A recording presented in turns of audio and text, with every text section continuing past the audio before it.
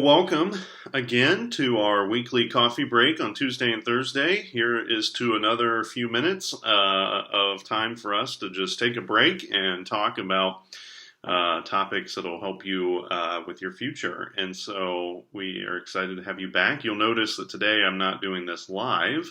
I'm just uploading the video and posting it at 1 o'clock. That is because we are in the midst of the first of 3 days of YU mock interviews today with students in Business 365 and some outside of that class too. So today we are conducting interviews 30 minutes from 8:30 in the morning until 4:30 in the afternoon, and Dr. Bodie and I are doing that together via Skype today, and then we'll have 2 more days of that next week. So good luck to those of you who are doing your mock interview today, or maybe those of you who are preparing for next week. If you are preparing, it may be helpful for you to go back and watch our coffee break video from last Thursday where we talked about remote interviewing. So that should be helpful for you if you're able to do so. I just realized today, with all the barbershops closing down, that you're going to see a progression of my hair get longer and longer by the end of the semester. So check back in and we'll see how long it gets. I may have to measure it by the time this is all over with. So I just know every time I sit down to record one of these, I look at my hair and think, oh my goodness, it's going to get so long by the time April or May gets here to the end. So anyway, a side note that you probably didn't care about, but we'll go from there. Today's topic during our coffee break is going to be on references. So many of you have already applied for jobs and needed to use references. Some of you are going to be applying for jobs and internships, or you'll want references on your resume. And some of you may be applying for graduate school programs where there's a little bit more of an involved process of asking for recommendation letters and things like that. So that's going to take up most of our time today, where we'll talk a little bit about what references are, what's different between an academic, letter of recommendation and an employment reference, and then just some general information about requesting them and working through that whole process.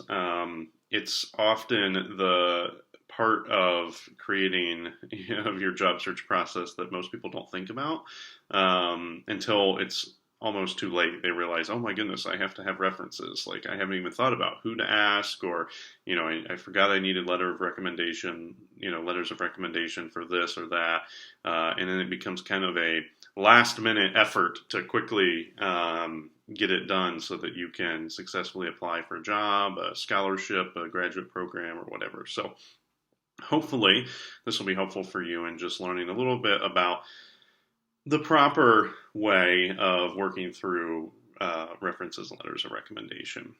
It's more than just finding someone who knows you, a little bit and asking them or putting them on a sheet of paper.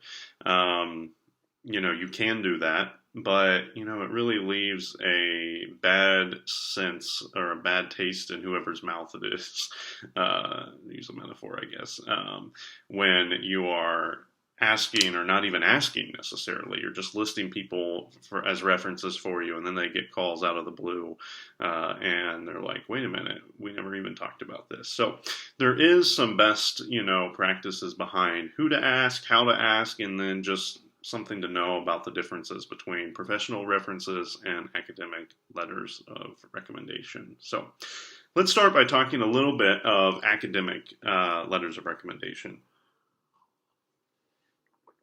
You will probably need these for graduate school programs if you're going to continue on after college. You will probably need them for scholarships. A lot of community foundations or organizations that do scholarship offers will ask for letters of recommendation from faculty or from people who know your academic performance. Basically, that is one of the major distinctions between a professional reference on your resume and an academic letter of recommendation, is that typically those that you're going to have to ask write letters of recommendation for academic purposes are going to need to know you as a student and you as a learner in the classroom. So who are those faculty members that you've taken multiple classes from them that can really speak to yourself as a student and as someone who's invested in the classroom. You can ask people you've only taken one class with, and they may be more than willing to write a letter of recommendation for you. But again, these are page-long letters that are in-depth. Sometimes they're even longer than a page, depending on who you're asking and how well they know you. But these are in-depth letters that go through a lot of things that the faculty member sees in you and has witnessed through your work.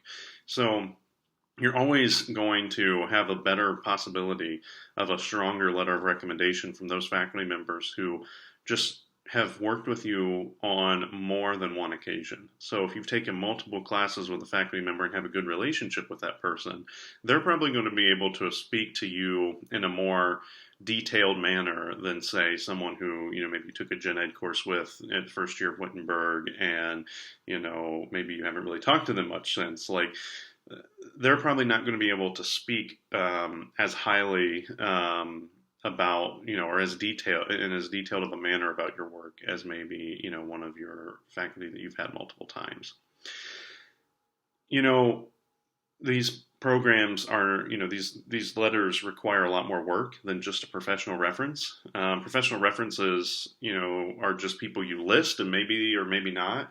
Maybe a company will call them, but they may not at the end of the day. And, maybe when they do get called, it's only a few minute conversation over the phone. Whereas a letter of recommendation actually takes the person, the faculty member who's writing it, a lot of time to sit down and to go through, all the records of your work in their classes and to think about you as a person and then to write this letter. It takes time, and it's often a very time intensive process that you have to think about when you're asking for one of those letters.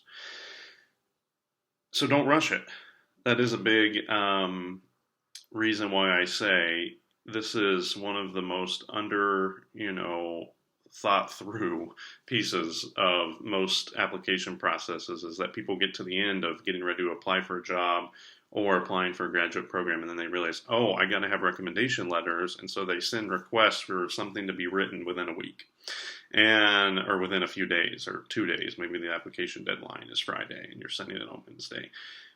That's not really a best practice for asking for someone to put a lot of thought into a detailed letter about you, and it really isn't responsible for you to be rushing someone into doing, a very, thought through task that takes a lot of time because you didn't plan ahead. So it's best just to make sure you know when deadlines are and know when you have to have these documents, so that you're not trying to rush faculty into writing something that is either just really quick and doesn't really speak to you, or it's not really strong, or worst case scenario that they end up saying, no, I will not be able to write it because your timeline was too short. But know that if you give them a month or so to write the recommendation letter, know that it's not a bad thing to reach out and just ask them how it's going, or if they need anything else from you. Sometimes we all have things that we need to do, and so we put it on our schedules, and we need a little bit of a reminder. But you always want to do that in a nice manner. You want to check with them and make sure that they were able to write the letter and get it submitted for you if they've agreed to write one.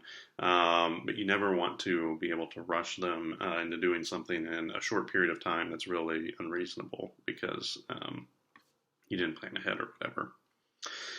The biggest thing, though, for faculty writing letters of recommendation is they need information about you. It's not as simple as just reaching out and saying, hey, can you write a letter of recommendation for me?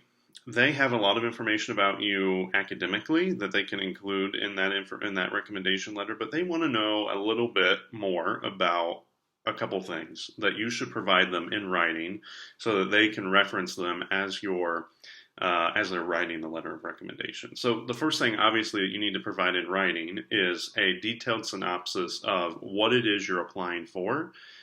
Is it a graduate school program for X, Y, or Z, or are you applying for a scholarship that, is asking for these specific traits, do the work yourself of going through and figuring out what the application in the program is looking for out of you and provide that information to the faculty member.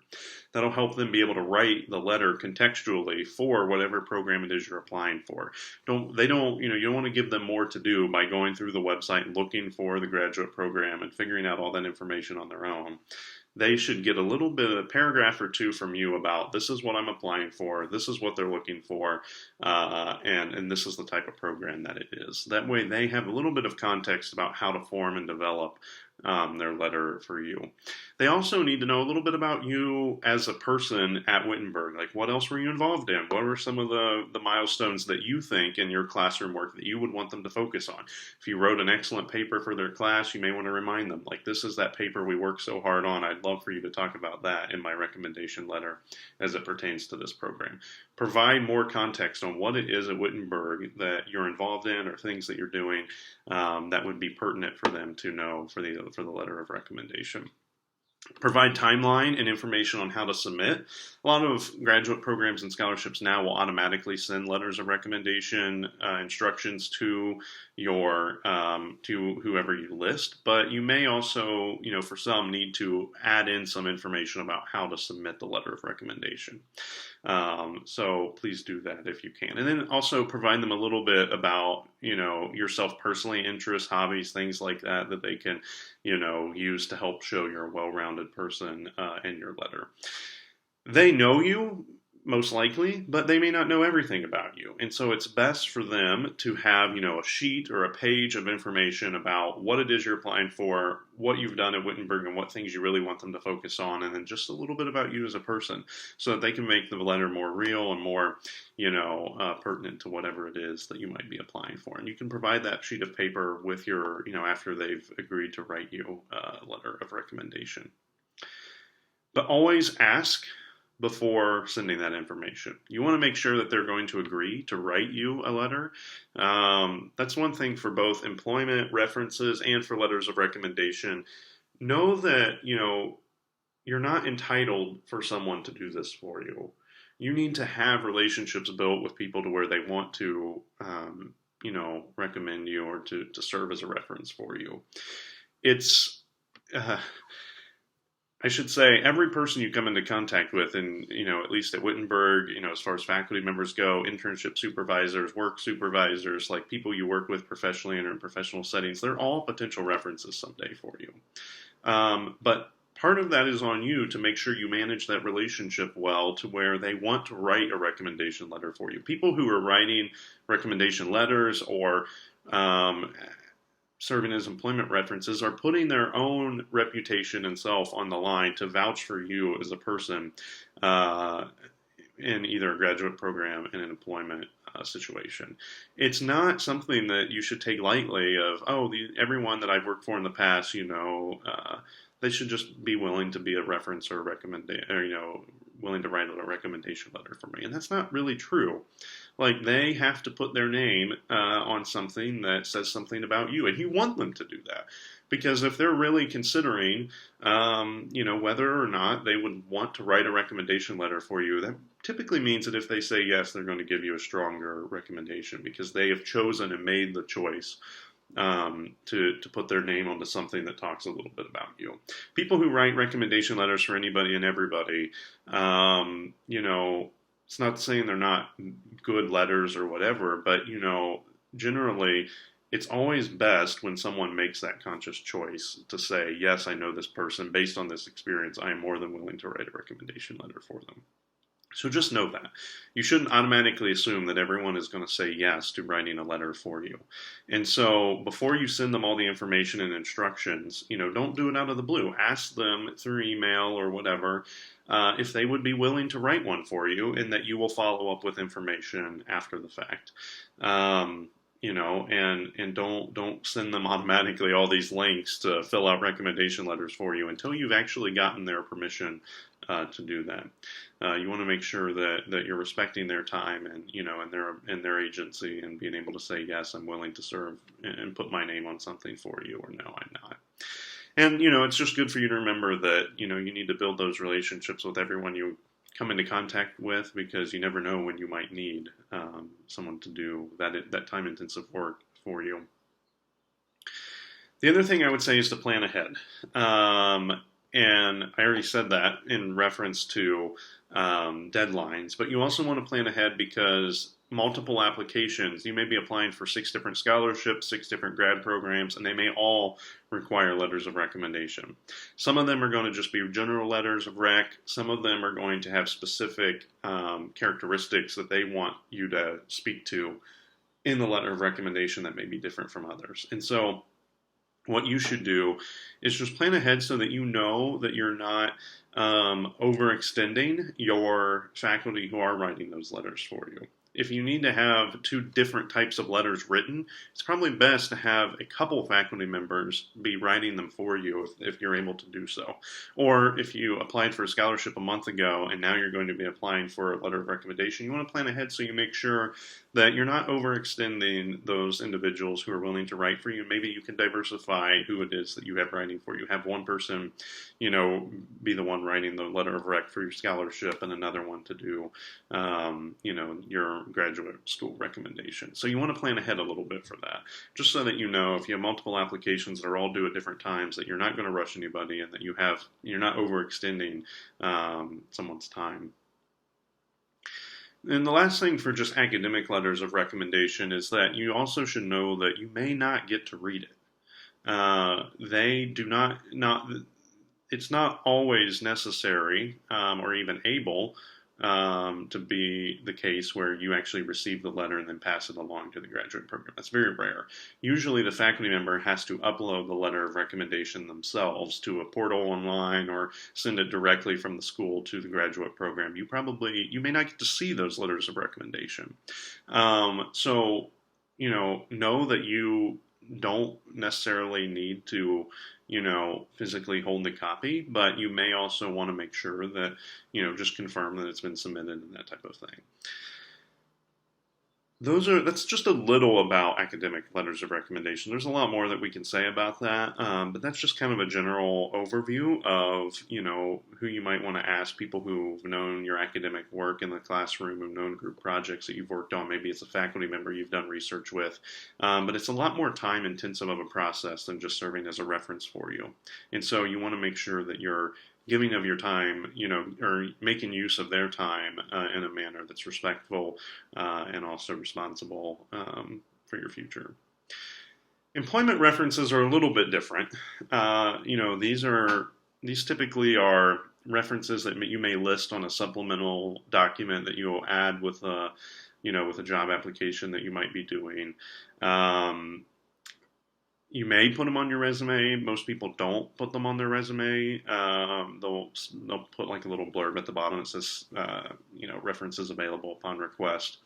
Some companies, when you're applying in their online portal, you'll have to enter all your references there, at least 2 or 3 for companies who require them, and you'll have to enter them online. So you won't even have to do it on a separate document per se. But again, like the letters of recommendation, you should ask before you list people, and ask in a timely manner, or ask, in a time-sensitive manner too. I mean, the work that they're going to have to do, they're not writing letters of recommendation. They just may get a phone call from the company you've applied for, but you still don't want them to get that phone call out of the blue. You don't want to list them on your resume or on a job application, and they get a call not having agreed to, serve in that capacity for you ahead of time, and you don't want them to get caught off guard by that. You want them to be prepared and ready to go to be able to speak to you, speak to your character and your work ethic and your professional work itself. And maybe even your community involvement. There's all sorts of things that references can speak to on your behalf, but you want them to be prepared and to know that could be coming. And so that means 2 things. One, you ask them ahead of time, and maybe you provide them a little bit of information too about what you would want them to focus on if they were asked questions about you. And 2, you also want to continuously ask them, every so often to make sure they're still willing to serve in that capacity for you.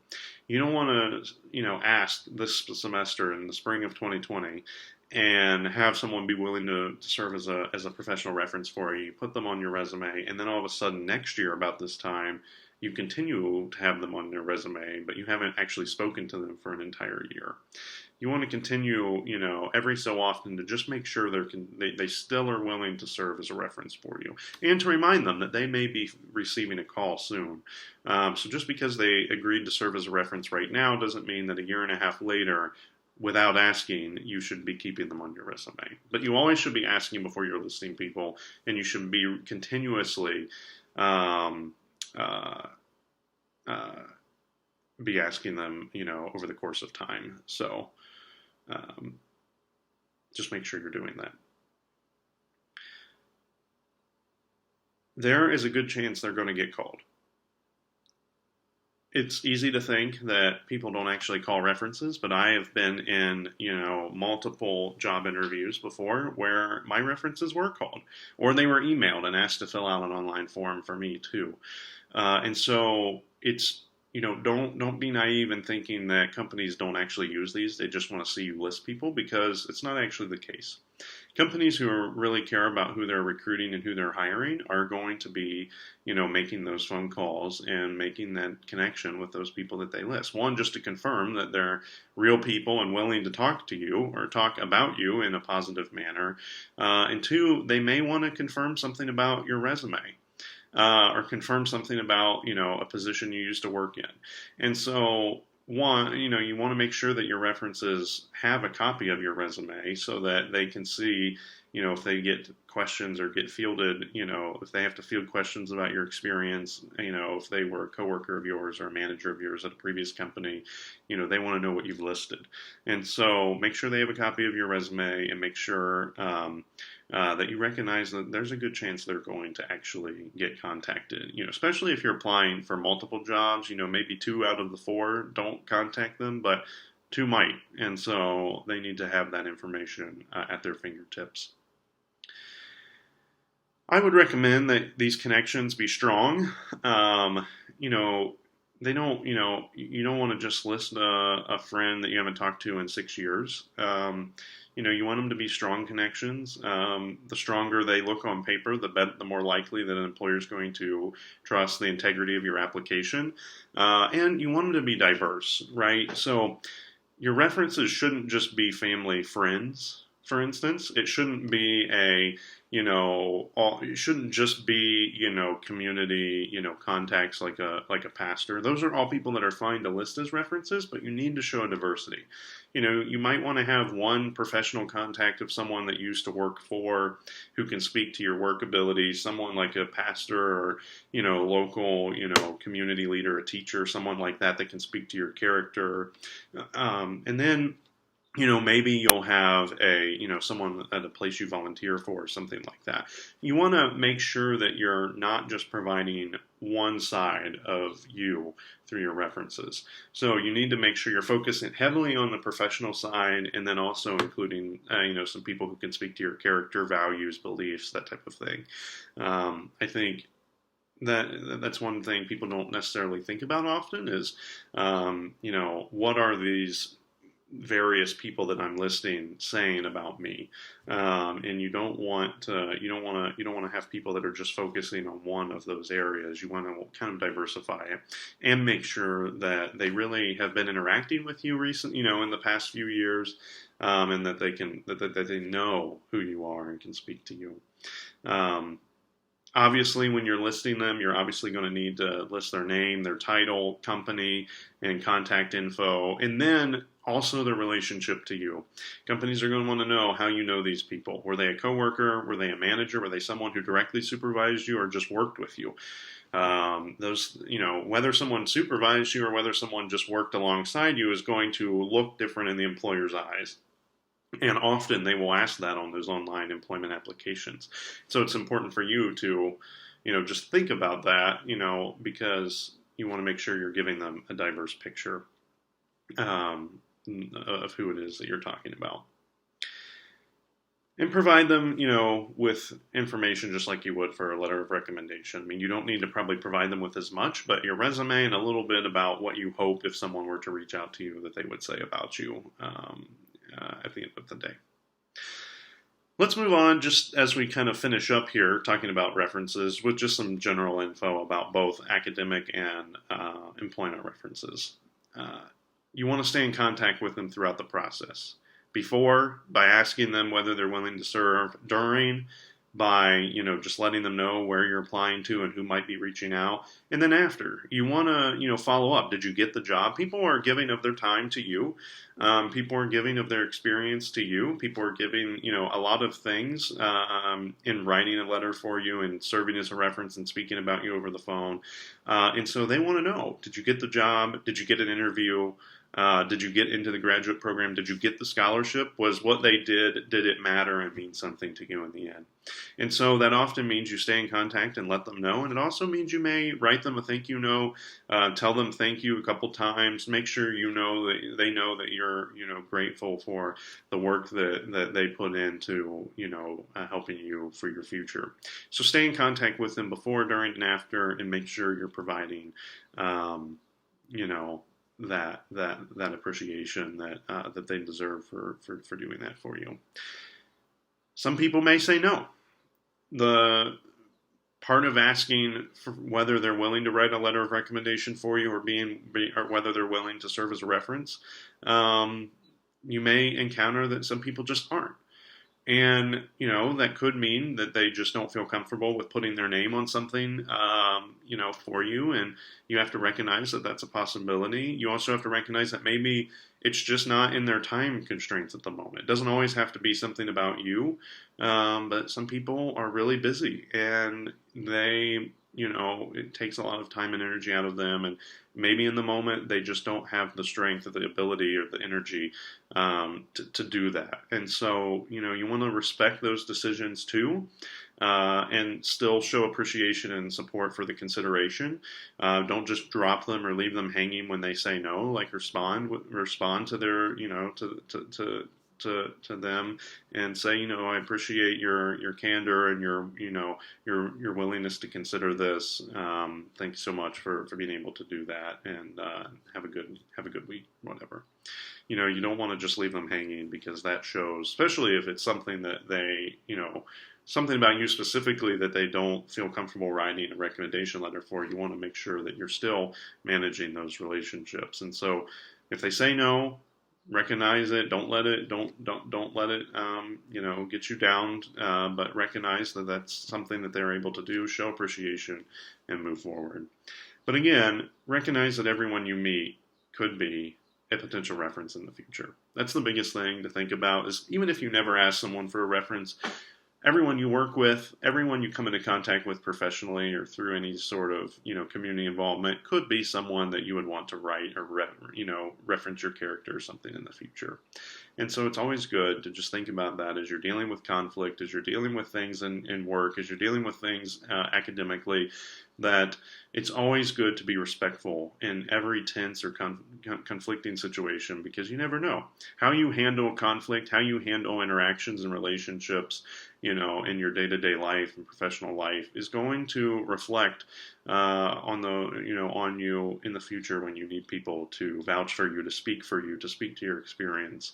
And so just recognize that as you're working in summer internships. You may think you're never going to come into contact with these people again. So, how you handle situations, it may not seem as relevant to you at the time, but they could be references and people that you'd want to have vouch for you in the future.